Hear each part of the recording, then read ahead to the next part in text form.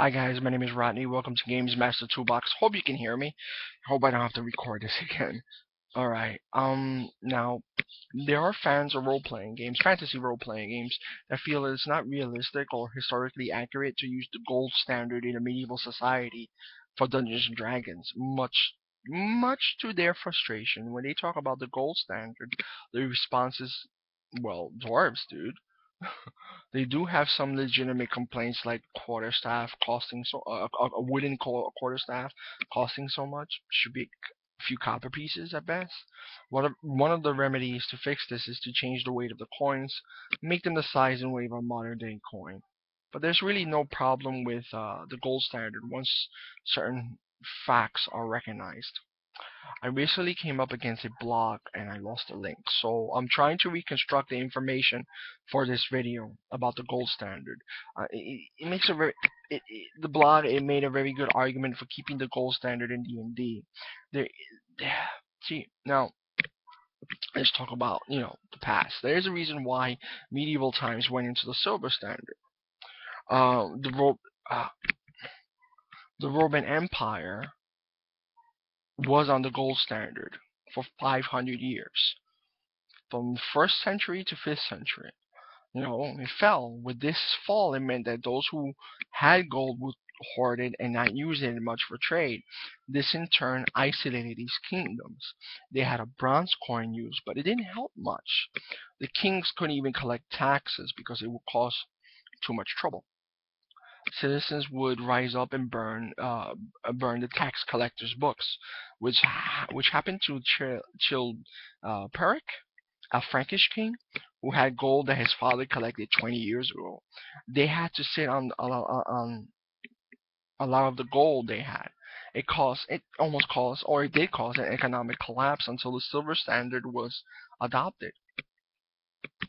Now, separated from the eastern half thanks to the Ostrogoth, not the only element but the final nail in the coffin.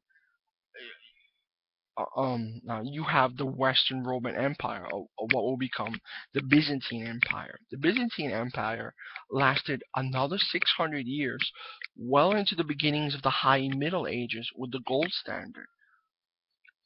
That being said, even before the Ostrogoths, trading with the eastern half, or what was left of the eastern half, slowed down because gold would never come back. Now, I asked the question if dwarves should be a major economic power.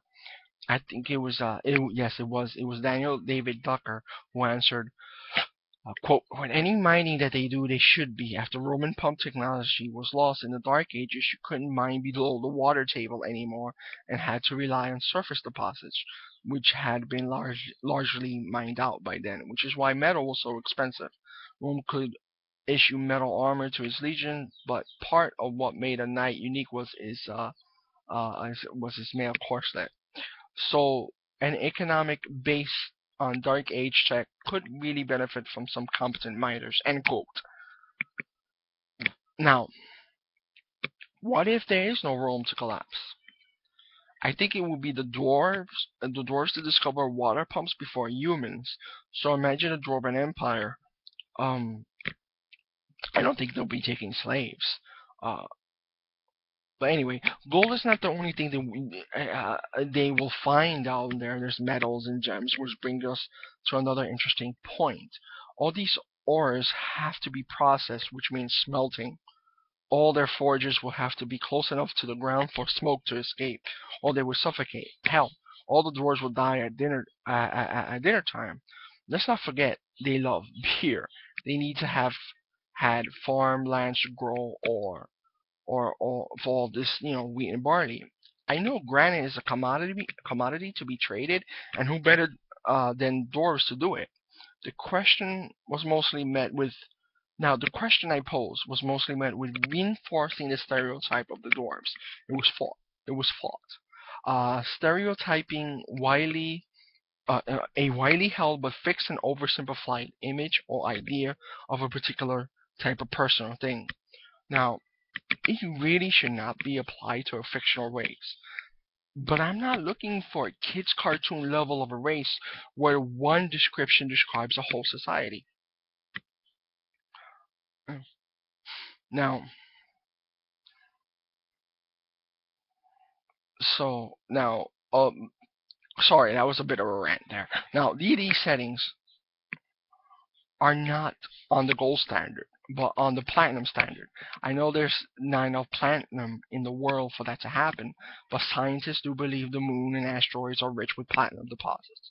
And it's very possible that any other planets as well, we can apply that to the planets of Dungeons and Dragons settings that are not Earth, and they don't have Rome, and they don't have the same history we have. So, in conclusion, being a slave to history and to stereotypes close up some avenues to world building you have not thought about. History should inspire your stories or games, and it should never hold you back. Anyway, take care, and I'll see you in the next video. Stop recording.